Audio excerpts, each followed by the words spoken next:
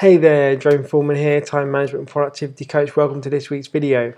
Okay, I've had quite a few emails asking me how I structure my day and what kind of things I use and if there's any tips I can give to help people get the most out of their day and their productivity.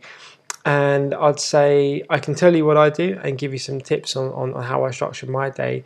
But actually, you might find some value if you visit my website, jeromeforeman.com. There'll be a link below the video. There's a free PDF where you can download and it's like an activity sheet to help you work out your life goals. And if you subscribe to the mailing list, you'll also be updated with my latest blogs, my latest videos, and there's also a free PDF there as well, which will help you set out your goals for the week and your goals for the day. Okay, so that'll be my first point of call. Sign up, get involved, and all the knowledge will be coming your way. Okay, so to answer the question how I structure my days generally actually start the day before. So I'll spend 10 to 15 minutes in the evening planning out what I'm going to do the next day. And generally, I try and keep it quite a short list. If I'm honest, I just try and pick the 1, 2, maybe 3 at a push, most important things that I want to tackle the next day that are going to get me, the most benefit from doing.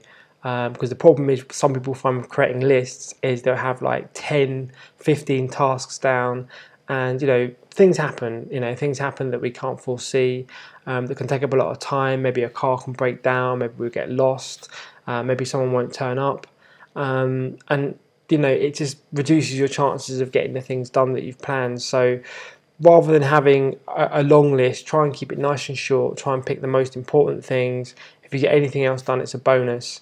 But aim high, aim for the big things that you want to get done, and be realistic. Okay, so yeah, I'll write my goals 10-15 minutes before I go to bed, or I'll spend that long writing them, and then I wake up. So I generally try and set my alarm clock between 2 and 3 hours before I need to get up, which sounds a little bit crazy, but basically I find personally I'm most productive first thing in the morning. So I'll wake up, the first thing I'll do is meditate, and I'll meditate between 10 to 30 minutes each morning, and I find that just kind of gets me in what Tony Robbins would say was a peak state. So it kind of gets you focused, gets you centered, gets you thinking about nothing essentially, but it kind of clears out all the clutter, right? Clears out all the clutter and helps you kind of realign yourself and get yourself focused, and kind of resets the brain ready for a day, for a productive, beautiful day. Okay, so the second thing I'll do, I'll call brain training.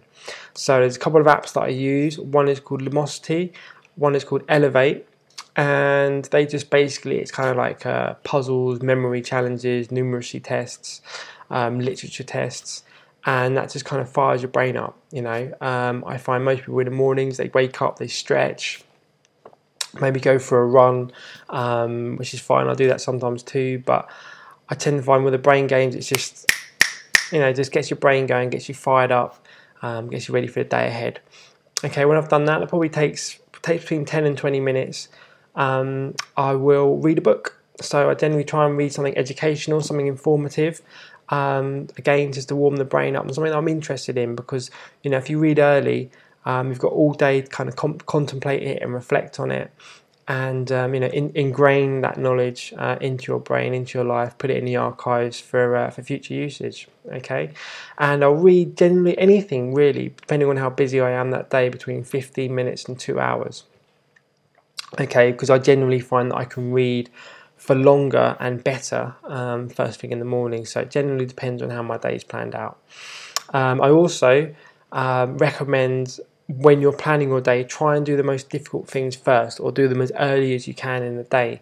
So in my case, I'm currently finishing off a degree in credit management, and I'll try and spend an hour and a half on that each morning as well, and try and get as much as I can done.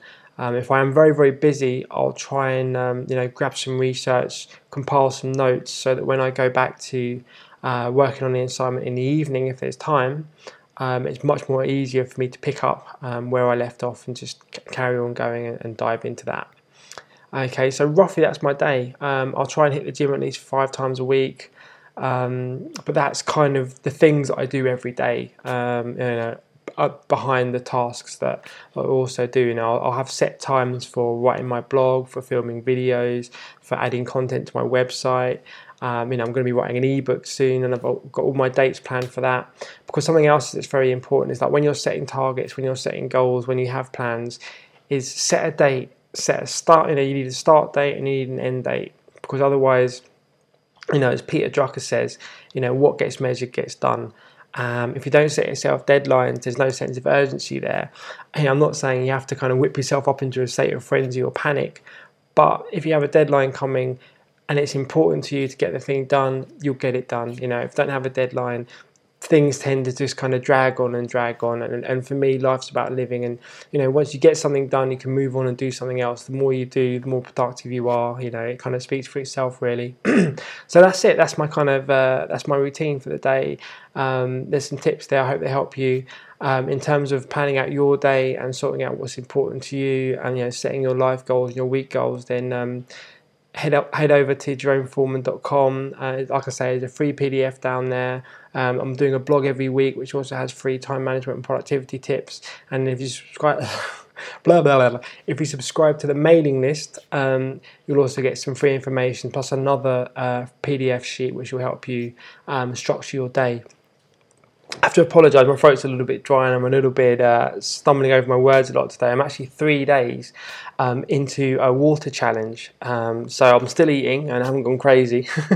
But basically I'm not drinking any caffeine, I'm not drinking any juices, I'm not drinking any beer, I'm not having any fun, I'm not smiling, I'm not laughing. No, I'm joking. But generally I watched a documentary on this on Monday, and it just really made me realise that I don't drink a lot of coffee, I don't drink a lot of tea. But I just kind of like the idea of just drinking water for 30 days, flushing my system out, being very targeted on my dieting, watching my food, and just see how I feel. 3 days in, I can just report that I do feel very tired. I do feel very lethargic. But one thing I would say, to its credit, is that, man, I sleep so well. Like, it's kind of hard to explain because I never normally have any trouble getting any sleep anyway. I'm quite a busy guy, but I do find that when I wake up in the morning, I feel refreshed. I feel like I've been in a deep sleep, and maybe that's attributed to not having any caffeine in my system. Maybe it's just a placebo, but it's only been 3 days, but we'll see. But it definitely explains a few things, right?